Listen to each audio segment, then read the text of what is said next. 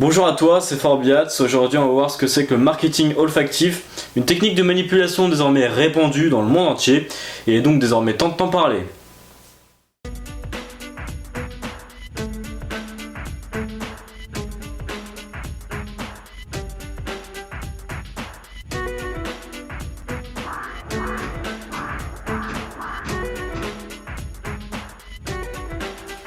On retrouve souvent dans les grandes surfaces des boulangeries placées à l'entrée. Ce n'est forcément pas une coïncidence puisque l'odorat est la seule de nos 5 sens qui n'accède pas directement à notre conscience. Autrement dit, les odeurs sont perçues par notre inconscient. Elles contournent de la partie rationnelle de notre cerveau pour s'en prendre directement à nos émotions, appelé le système limbique. Ainsi, ces odeurs déclenchent des réactions sans même que l'on s'en rende compte, qu'elles soient positives ou pas. Pour en revenir à mes boulangeries, l'odeur du pain chaud va tout simplement t'émettre une réaction positive, ce qui va t'inciter à en acheter même si ce n'était pas prévu au départ. Sache que ces grandes surfaces possèdent également des émetteurs d'odeurs artificielles. Bon, prenons l'exemple des machines à café dans un magasin d'électroménager. Ce dernier diffusera forcément dans son émetteur des odeurs artificielles de café. Ainsi, une étude montre que cela augmenterait la fréquentation des rayons en termes d'électroménager de 20%, ce qui n'est absolument pas négligeable. En bref, le marketing olfactif peut très bien être utilisé dans le commerce, dans les bureaux ou bien même dans des hôtels. Dans le cas des bureaux, ce serait de motiver les employés à travailler plus. Finalement, à chaque marque son odeur et ses émetteurs artificiels. Bienvenue dans le monde des pigeons.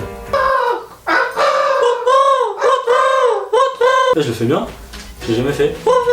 Bon allez, prenons un autre exemple pour voir si tu as bien compris. Une marque de chaussures à Paris diffuse une odeur de cuir. Ainsi, une cliente a été interrogée sur l'ambiance du magasin et cette dernière a répondu: c'est spacieux, clair et de bonne qualité. On est quand même sur du très haut niveau. Rien que le fait d'émettre une odeur de cuir pourrait inciter les clients à dire que le produit est de bonne qualité. Donc, si on mettait en boutique des produits chinois qui se cassent 2-3 jours après, toi-même tu sais, mais qu'on diffuse une odeur de luxe, alors les clients vont sûrement croire que ce sont des produits de très bonne qualité, alors qu'en réalité, c'est absolument pas le cas. En bref, cet exemple sert à te montrer que c'est une technique puissante. Ces entreprises se procurent ces odeurs par le biais d'autres entreprises qui elles-mêmes fabriquent du parfum sur mesure. Ces odeurs pourraient donc complètement changer notre vision sur la marque. Et à ce moment-là, on parle de signature olfactive. Une signature olfactive, c'est une odeur qu'on parvient à identifier afin de reconnaître le produit dans le but final de fidéliser les clients. Puis forcément, si c'est une bonne odeur, on se sentira joyeux et on pourra faire des achats de dernière minute. C'est exactement comme si je te disais que dehors il faisait 30 degrés avec un gros soleil. Forcément, tu vas être joyeux. Alors que si je te dis que dehors il pleut et qu'en plus il fait que 5 degrés, alors forcément ton cerveau va avoir un impact